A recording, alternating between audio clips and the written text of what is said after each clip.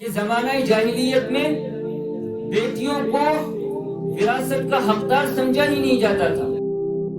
آج اگرچہ بیٹیوں کو وراثت کا حقدار تو سمجھا جاتا ہے، لیکن کبھی کبھار بیٹیوں کے سامنے ہاتھ باندھ کر، پیروں میں گر کر، انہیں شرمندہ کر کے، ان کے حقوق مجبور کر کے انہیں معاف کروائے جاتے ہیں، اور کبھی ناراضگی کا مظاہرہ کر کے، کبھی جذباتی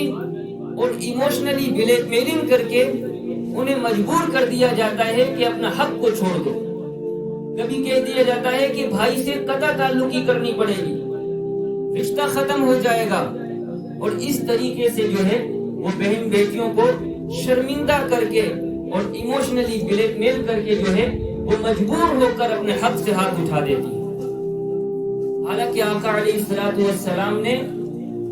ہمیں عورتوں کے بارے میں کتنی سخت تاکید فرمائی۔ اپنے آخری خطبے میں آقا علیہ الصلوۃ والسلام نے ارشاد فرمایا،